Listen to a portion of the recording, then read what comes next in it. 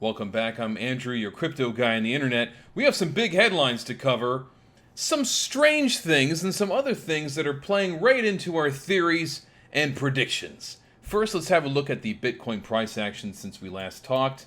We fell out of this area of accumulation. Now we're right around 27.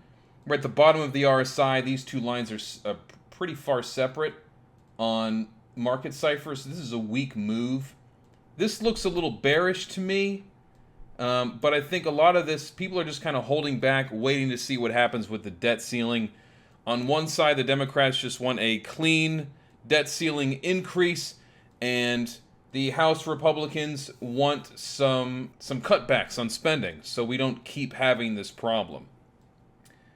And I guess they're having difficulty coming to some sort of an agreement. Generally, if you're spending more money than you make, you should probably slow down. So if you've maxed out your credit cards, you might want to make some adjustments to your spending habits so you don't keep having this problem. But apparently, we're setting new records on people with credit card debt in the United States. We don't get bailed out. You can't just call up Visa and say, hey, can you increase my limit? I just can't make the payment. Oh, sure, yeah, no problem. No. So will the United States default on its debt? We can't allow that to happen because that would make us a triple C credit rating, which is kind of like, imagine a deadbeat dad with a 250 credit score. You're not going to loan that guy a pen. So we can't let it crash and burn. They're going to raise the debt ceiling like they always do, but we do need to come up with some ways to avoid this scenario. And the fact that Americans are buried in credit card debt like never before points at a recession. Now, the last time we talked, we had the 4 possible scenarios for how the economy is going to turn out. I've heard soft landing, the pivot theory, stagflation, recession. Now, in a recession, you would short cyclicals, like sell off stocks that are automakers, appliances, furniture, retail stores. Now, how are the retail stores doing? Well, Home Depot's a big one. Not doing too well. They came out with their earnings report and their outlook. Not looking good. Target, similar story. That's a recessionary thing. Now, when we were doing the bull market and they were printing off $5 trillion out of thin air, Home Depot exploded because you're stuck at home, you're locked up, and you're looking around and you're going, I should probably fix that shelf and maybe we should paint the baby's room. What do you think, honey? And so they took their stimulus money and just ran to Home Depot. Now all that money's drying up. People are buried in credit cards trying to buy eggs and gasoline, and so nobody's going to Home Depot anymore to fix up their house that they can't afford anyway. So that's another big recession sign. Another huge headline. The Durham report came out in its entirety, proving, once and for all, that the Russia collusion narrative was an FBI hoax. I know, shocker. They're forced to report on it. The whole thing was fake. There was no Russia collusion with Trump and whoever. It was all bullshit. But everything else they say is true, right, guys? Well, the other day, Joe Biden's giving a speech in front of a black college saying that white supremacy is the #1 threat to the United States. It's not the wide open border. It's not fentanyl. It's not World War III. It's not world record inflation and credit card debt. It's none of that. It's white supremacy. Now, it's really hard to prove that right now because we have a lot of bigger problems. So, right on time, after his speech, apparently a bunch of white supremacists started marching through D.C. And if you read the comments, everybody believes it. They think this is white supremacists. These are Nazi MAGA people, right? Everyone goes, "Who? They're not showing their faces. They must be ashamed." Now, I'm not a military man, but these look like feds to me. Now, let's just watch it in action real quick.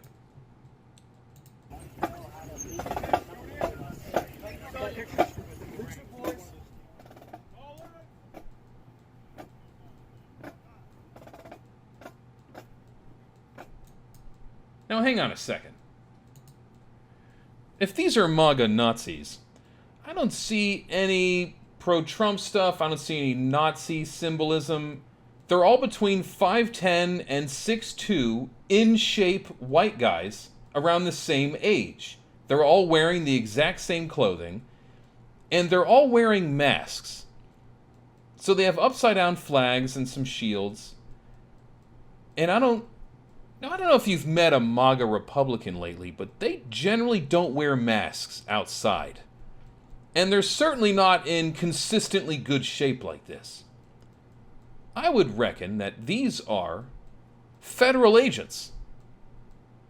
These guys look like they just came straight out of the Fed physical test. And this is their first mission. Are you sure these are MAGA Republicans?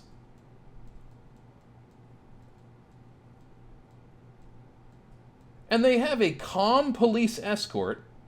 By the way, these guys showed up in a Penske rental truck with an escort. Does that seem like a bunch of Nazis? These are cops. Look at how they're marching. Where are the fat guys? Nobody's out of shape or too short or too tall. They're all white dudes around the same age. Now remember the Tiki Torch guys from back in the day? That was a mixed group of dudes. I mean, their leader was a black guy, as far as I remember. Then he ended up being an FBI informant. Yeah, that's fishy to me. It just seems too convenient. If you want to find real Nazis, you'll find them in Ukraine.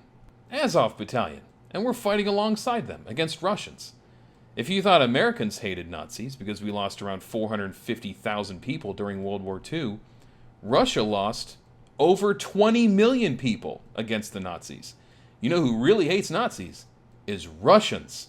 Now, I've said the word Nazi a lot, so this video is going to get shadow banned at a minimum. But this is not what they look like. These are feds. Remember when Gretchen Whitmer, that governor of Michigan, I believe, said she was about to get captured or abducted by these right-wing extremists? And then they looked into it and turned out the majority of these people involved were FBI informants, and the whole thing was deemed as bogus. But the votes were already in. You see, a lie spreads quickly. The truth takes longer. And it's much easier to lie to somebody than to convince them that they've been lied to. And every day, I see this administration lying to us really more than they need to. I think their premise is weak. And this white supremacy as the #1 threat to America, it's simply not true. White supremacy is a problem like there are too many weeds in some people's lawns. Like, it's about that big. It's like problem number 1200 on the list of things to be worried about. I think we have some bigger problems.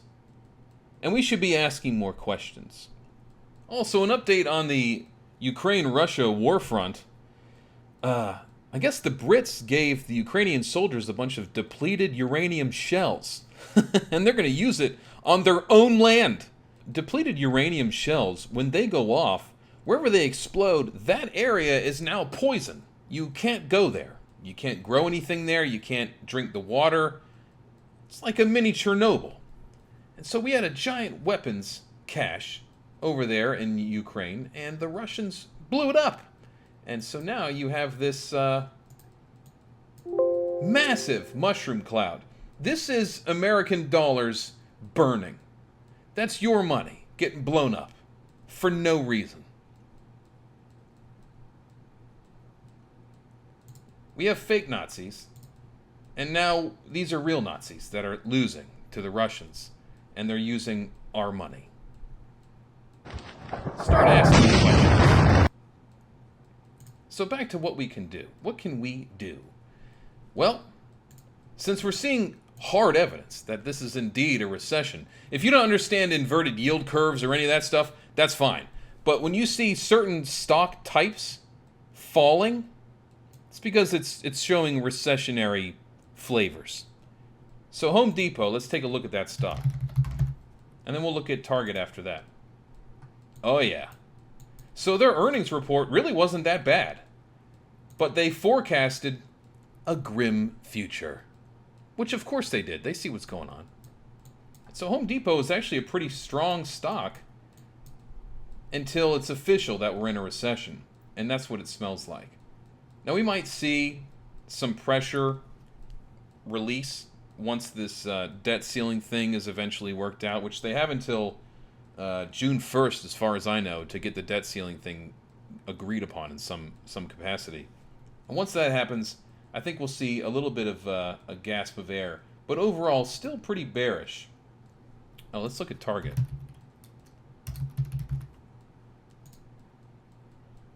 Yeah, just kind of coasting along after a bit of a drop there from, geez, 260 in 2021. Okay, everybody was inflated then.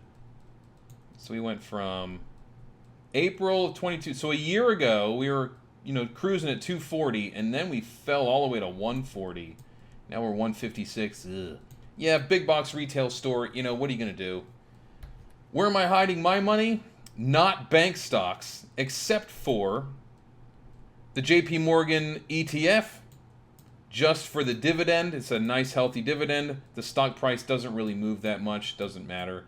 And if you have to put your money in any kind of bank stock, make sure it's the big boy like JP Morgan. Another place I'm hiding is Altria Group. Same thing for dividends. I'm spread a little wide. Things are cheap. Although I'm kind of hands-off right now because I'm thinking that Bitcoin falls further, not because there's anything wrong with it, but because one half of our government is really attacking cryptocurrency. And the SEC is in some hot water because what they're doing doesn't make legal sense. They're trying to force their way through because they have the funding and the strength of the Democratic Party behind them. So even if what the SEC claims is untrue, that doesn't really matter if you have enough power and money behind what you're saying.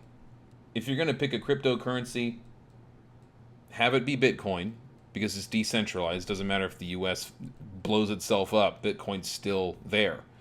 Some of these other altcoins, they're the first ones to get strangled if the SEC and Gary Gensler gets their way, and they're already kind of winning, not because they have a legal precedent to, but because they're bigger than these companies. Cavet went up a little bit because they've come up with some new update, but they're still kind of within a boring range. SURG pays. Big jump after their earnings report. 1,100% higher than was previously estimated. Does that mean these people are going to the moon? Would you buy that right now? No, let it retrace first. It should retrace to around $5.50. They're right in this high volume area, and they're at the very top of the RSI. So SURG is going to cool off here at first, but I like them, SURG, overall because of what they do. They kind of provide banking services to the underbanked people, okay? And if you're looking at banks falling apart and you have one that's kind of crypto-based, SURG is an interesting prospect for where we're headed. So that's my report for the day. Start thinking critically, because some of this stuff, this is huge. Now, a lot of us already knew this was bogus, but it's in black and white and they can't cover this up anymore. If you hear anybody on the news say this was no big deal, it's because they didn't read it or they don't want you to read it. This basically shows the FBI is full of shit. And that the Clinton campaign was a lie. And they used your tax dollars to fund it. Anyway, have fun out there, guys. Everything's going to be fine.